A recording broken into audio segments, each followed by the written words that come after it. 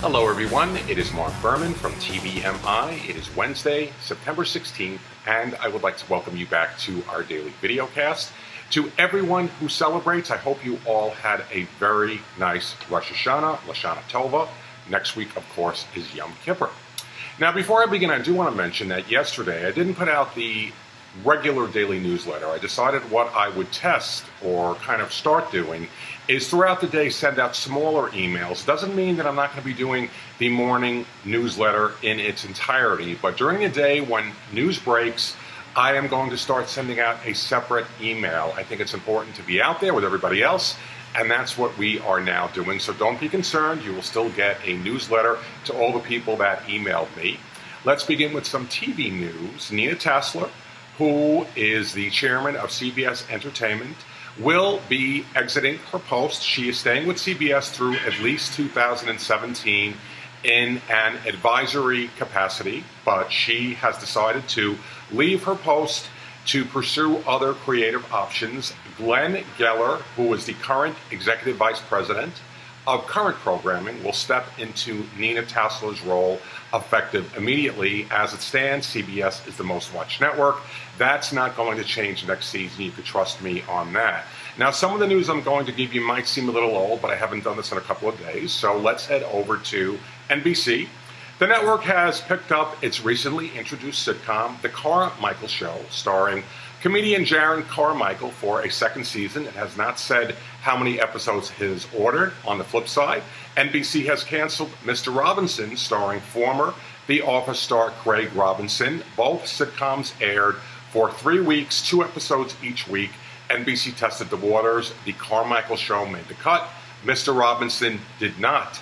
Arnold Schwarzenegger will be replacing Donald Trump on Celebrity Apprentice. As we know, Donald Trump is no longer in business with NBC. The network is still interested in Celebrity Apprentice. It has not been scheduled for next season yet, but when it does return, Arnold Schwarzenegger will be stepping in. What people don't realize is there was a season where Martha Stewart actually did a version of The Apprentice, and that was a colossal flop.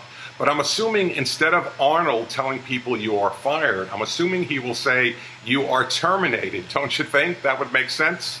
The Creative Arts Primetime Emmy Awards were handed out last weekend. This is a precursor to the upcoming 67th annual Primetime Emmy Awards, which will air on Fox this coming Sunday.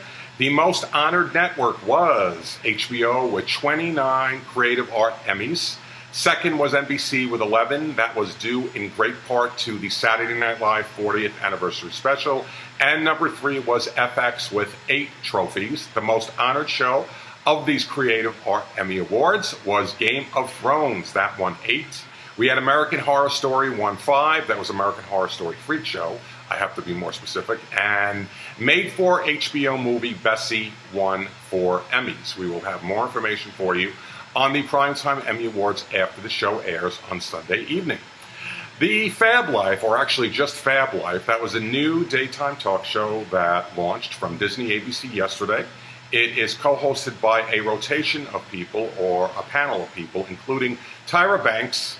Disney ABC sent out a press release touting the numbers as being the most or the highest rated of the new syndicated shows this season to date. That is very true. In the household overnights, it opened with a 1.1 rating and a 3 share. Keep in mind that the lead-in was a 1.7 rating and a 5 share. The year-ago time period was a 1.3 rating and a 4 share. Disney ABC did not tell you that. We also, yesterday, had the debuts of Crime Time Watch from Warner Brothers Domestic Television Distribution and Crazy Talk from NBC Universal. I am waiting for those overnight results, and I will have them for you. If not, in today's newsletter, I'll send it out as a separate email. Today in TV history, we had the debut of Judge Judy, presided over by the great Judith Scheinland. It debuted in '96. That makes it 19 years old. Judge Judy is now in season 20.